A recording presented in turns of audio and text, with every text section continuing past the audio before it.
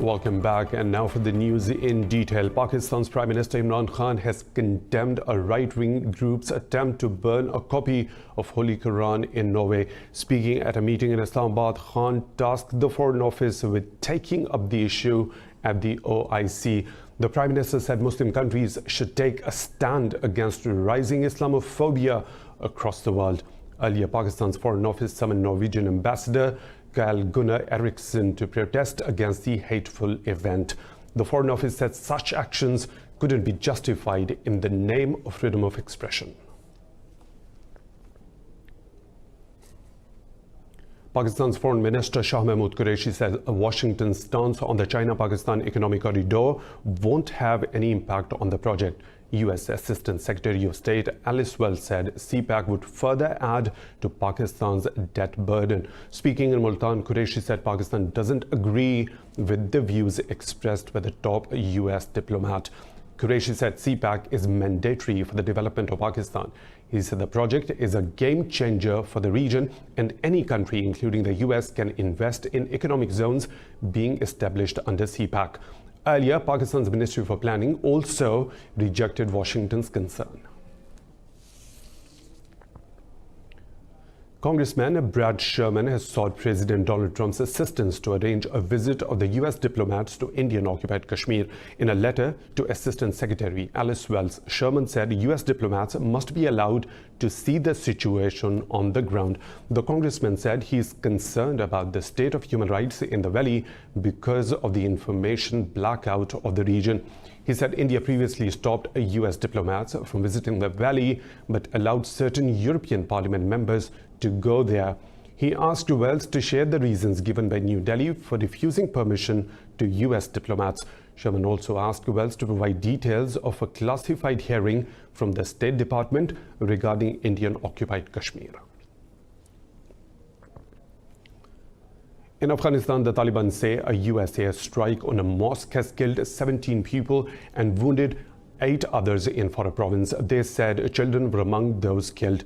Rejecting the report, the Afghan Defense Ministry said 11 Taliban fighters were killed in the strike.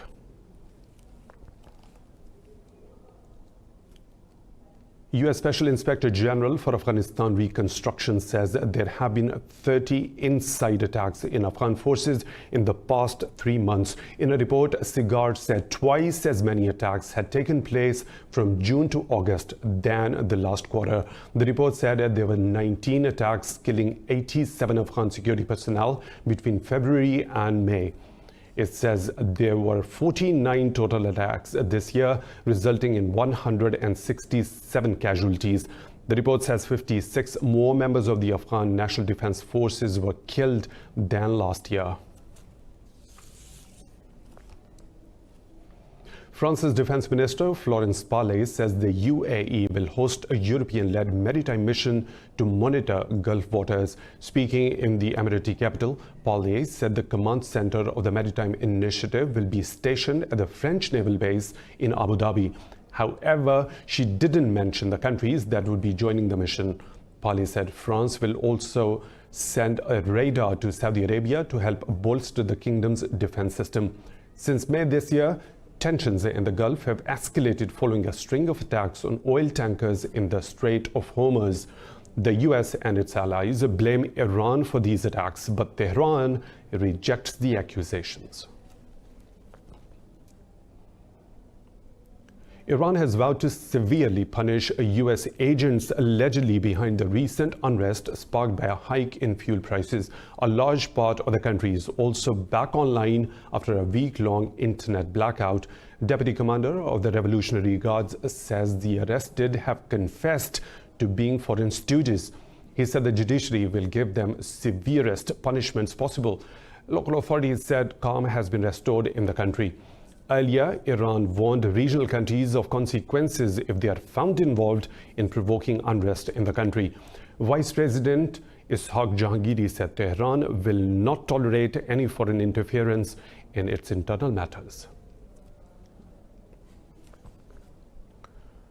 The US has asked Facebook and Twitter to suspend all accounts belonging to Iranian leadership until Tehran restores internet services in the country. Iran imposed a near total internet blackout more than a week ago amid violent protests. In an interview, US Special Representative for Iran, Brian Hook, says Tehran is a deeply hypocritical regime. He said Tehran has shut down the internet for its people, while its government continues to use social media to further its agenda. Hook said social media platforms must ban accounts of Supreme Leader Khamenei, Foreign Minister Javad Zarif, and President Hassan Rouhani. The latest news reports have said Iran is slowly lifting the ban on the internet after curbing the protests. 3 Kurdish militants have been killed in Turkish airstrikes in northern Iraq. In a statement, Turkey's defense ministry said the militants were targeted in the Zop region. Turkey launched Operation Claw against the PKK in the Hakur region of the northern Iraq in May. Over 400 Kurdish fighters have been killed in the operation since May. The PKK has been designated as a terrorist organization by Turkey, the US, and the European Union. Yemen's government claims it has regained control of areas in western Marib province after clashes with the Houthi rebels. State media says both sides are still engaged in fierce fighting in the area. It said both sides suffered multiple casualties while many were wounded during the battle. The renewed clashes comes a day after UN envoy Martin Griffiths said airstrikes by Yemen's coalition have dropped by nearly 80%. Griffiths told the Security Council there was a reduction in aggression and the country was perhaps moving towards an overall ceasefire. Forces loyal to General Haftar have announced a no-fly zone over western Libya as the battle for the capital Tripoli continues. LNA spokesman Ahmad al-Mismari said the decision has been taken as a result of advancement of their forces into the capital. Al-Mismari said it is necessary to warn the aviation authority and all airline companies using this area. The spokesman said any suspicious target that threatens the safety of the people will be fired upon. The announcement comes a few days after an Italian drone was shot down by the LNA. Israelis have gathered in protests against their Prime Minister Benjamin Netanyahu in major cities. In Jerusalem and Tel Aviv, dozens of protesters called for Netanyahu's resignation. Blue and White Party head Benny Gantz said Netanyahu is threatening a civil war with his call for incitement. In recent weeks, the right are left with no room for doubt. Netanyahu is threatening a civil war with his calls of incitement. I stand here in front of you in the name of many people on the right and left and say it's time to heal Israeli society from the plague of hatred. Benjamin Netanyahu was indicted on charges of bribery, fraud and breach of trust in a set of long-running corruption cases. Now moving on to Hong Kong, where the polls have closed in local elections, which are seen as a test for the local government. The total turnout exceeded 2.9 million. Candidates are contesting 452 seats of the district council. The government says the turnout has been 3 times higher than the 2015 district council polls. No major disruption was reported during the electoral exercise. The city's chief executive, Carrie Lam, pledged that her government would listen more intensively to the district council's views. The pro-democracy camp is calling the polls a referendum on Hong Kong chief executive Carrie Lam, who has rejected the demand that the government step down.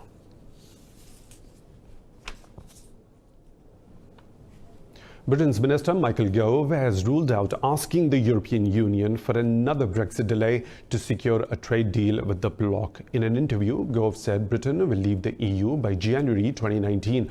The minister said they have done a huge amount of work to secure a deal.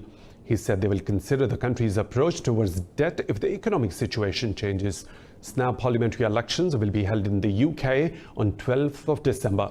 Political pundits say Brexit is a key concern for the voters. More stories to follow, but right after a short break. Stay tuned with Indus.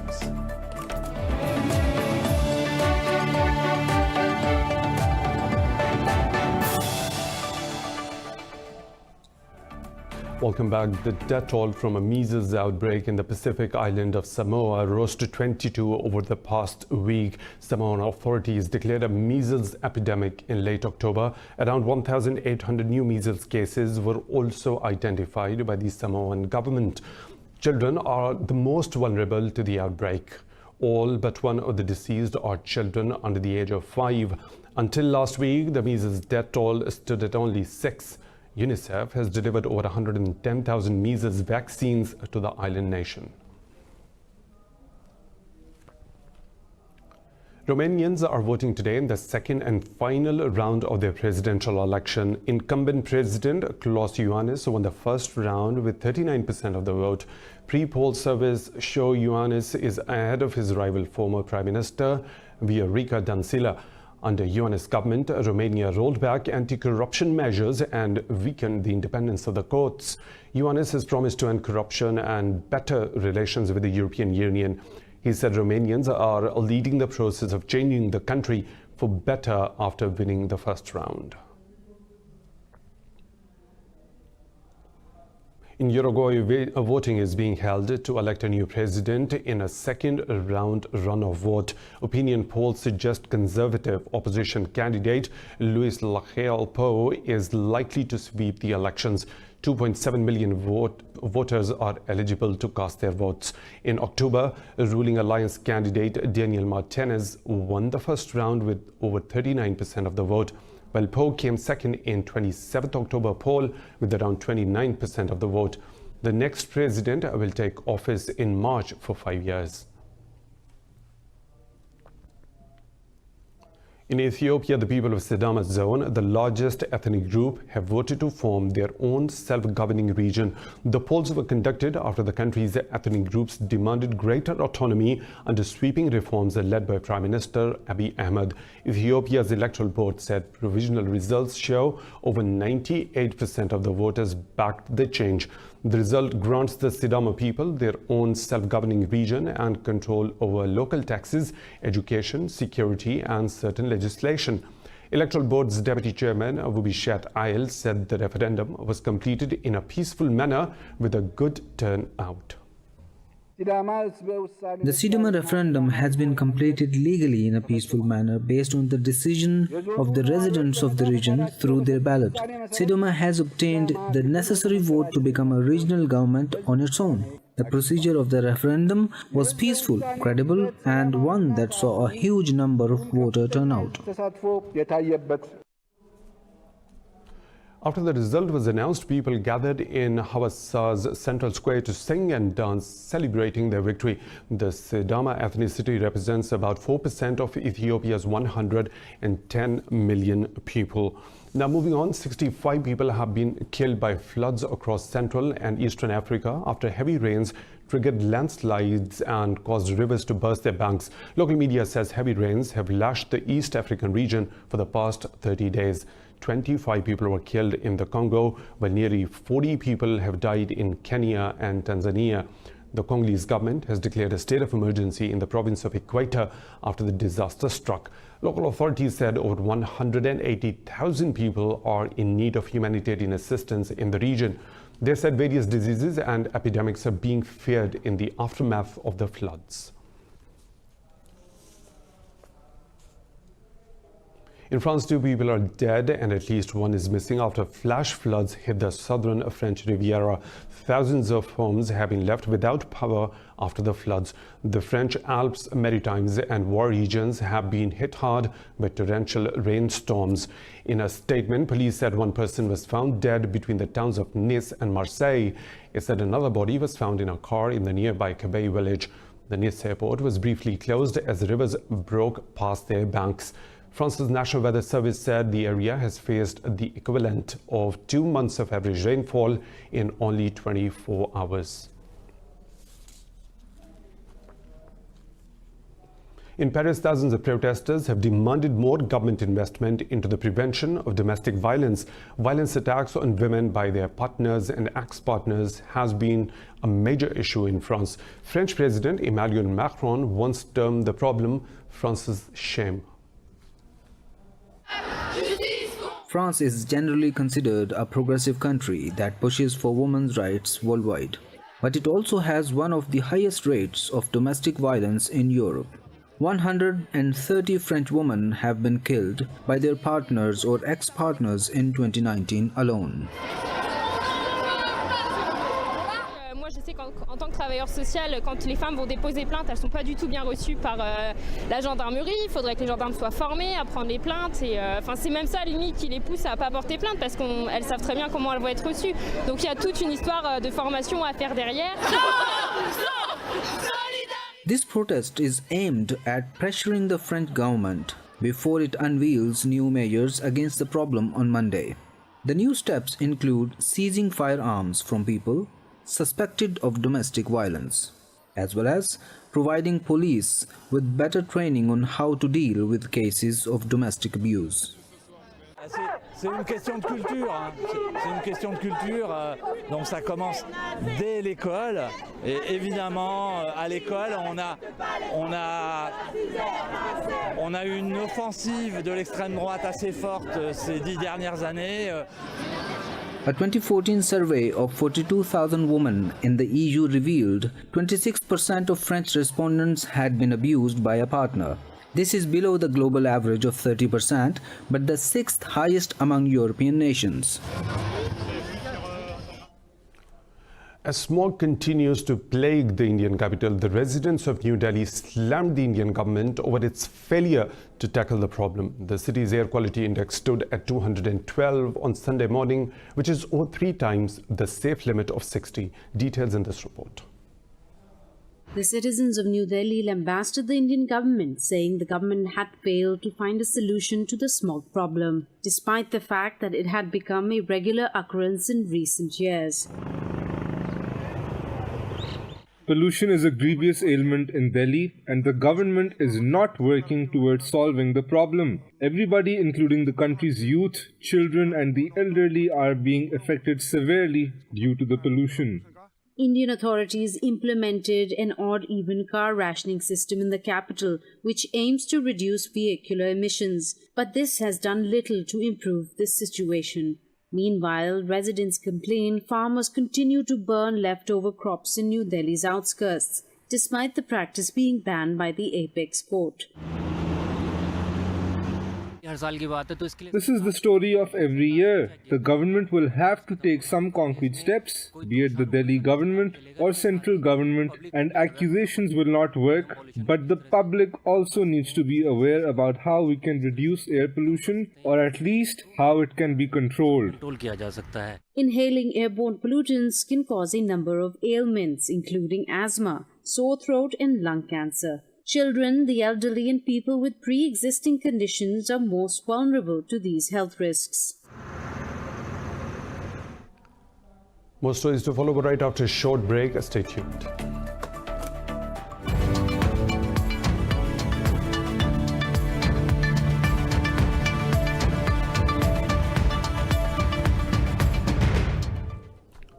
Lows on the highs of the business world now. The US says an initial trade agreement with China is still possible by the end of the year. Speaking in Olive Park's US National Security Advisor Robert O'Brien said the Phase 1 deal is in the pipeline, but he tied the probability of a deal with China's activities in Hong Kong, the South China Sea, and the other parts of the world.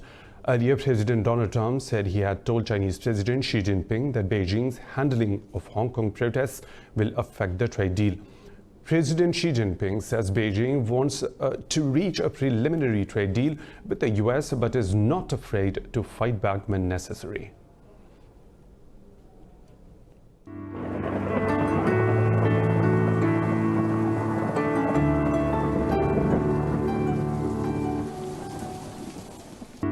Now the weather situation from around the globe.